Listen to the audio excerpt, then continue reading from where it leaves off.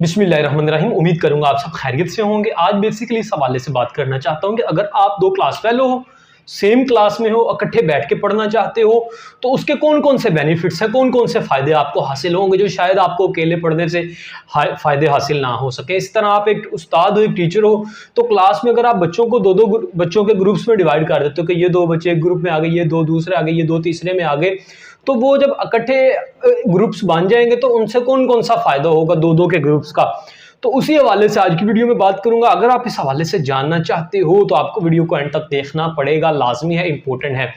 अब बगैर time waste के चलते हैं, दो बच्चों की मिसाल लेते हैं। मैं अमूमन इस तरह से करता हूं, क्लास में जब टीचिंग करता हूं, पढ़ाता हूं, तो अमूमन इस टेक्निक को यूज़ करता हूं कि सबसे पहले नंबर पर दो बच्चों को अगर कहा कि यार टेस्ट याद करो, दोनों ने अच्छे तरीके से टेस्ट याद कर लिया, हो गया याद। अब उसके बाद क्या करना है? याद करने के बाद दोनों को कहना है कि यार तुम एक दूसरे को टेस्ट दो, उसने उसका टेस्ट बनाना है, उसने उसका टेस्ट बनाना है। इससे फ़ायदा क्या होगा? फ़ायदा ये होगा इससे कि वो बच्चे को थोड़ा सा तजस्सुस होगा कि यार मुझे क्वेश्चन ढूंढ रहे हैं, उसे क्वेश्चन की समझ आएगी कि किस तरह को क्वेश्चन मैंने बनाना है, उसे समझ आएगी। यकीन जानिएगा कि बड़ा फ़ायदा होगा। आप अगर स्टूडेंट हो तो आप अपने क्लास फेलो को खुद टेस्ट दो। उसके बाद फ़ायदा दूसरे नंबर पर क्या करना है? दूसरे नंबर पर आप उनका टेस्ट चेक खुद भी कर सकते हो।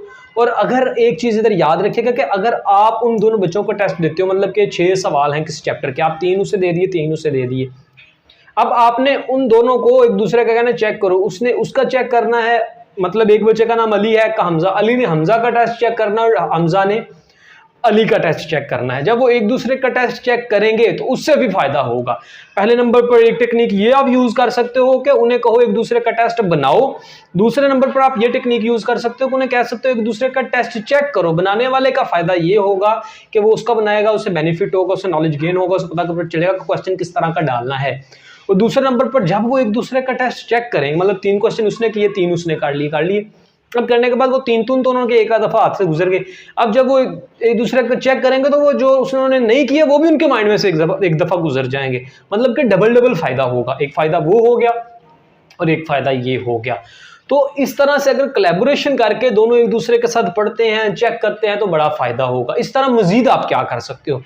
मजीद आप इस तरह से कर सकते हो कि एक बच्चे को बोलो कि यार ये तुम्हारे मैथ के क्वेश्चन है, एक एक्सरसाइज के फर्ज किया 10 सवाल, ये 5 तूने इसको समझाने और फिर 5 तूने उसको समझाने हैं। मतलब कि वो टीचिंग टेक्निक अप्लाई होगी। जब वो दूसरे को समझा रहा होगा वो अपने माइंड को 100% यूज करेगा और वो सवाल उसे दोबारा कभी नहीं बोलेंगे। इसी तरह वो दूसरा जब इस टेक्निक को यूज करेगा तो उसे भी कभी नहीं भूलेंगे। तो ये दोनों बच्चों को अगर इकट्ठे बैठ के पढ़ना है, कहीं भी क्लास में वैसे या कहीं भी, उधर अगर इस टेक्निक को यूज करते हैं तो इससे इकट्ठे पढ़ने से उन्हें बेशुमार फायदे हासिल होंगे। लेकिन इसका नुकसान भी है। नुकसान ये है कि इसका ये मतलब नहीं दो इकट्ठे बैठे तो बातें करनी शुरू कर दे। बातें बिल्कुल नहीं करनी। पर्पस क्लियर होना चाहिए कि मुझे एजुकेशन स्टडी हासिल करनी है, पढ़ना है, इल्म हासिल करना है। उसके बाद ये सारी की सारी चीज़ें फ़ायदेमंद होंगी, फ़ायदे के लिए इस्तेमाल होना शुरू हो जाएंगी। उम्मीद करूंगा कि आपको ये टेक्निक पसंद आई होगी। लाजमी इस्तेमाल कीजिए और कमेंट सेक्शन में लाजमी बताइएगा फ़ायदा हुआ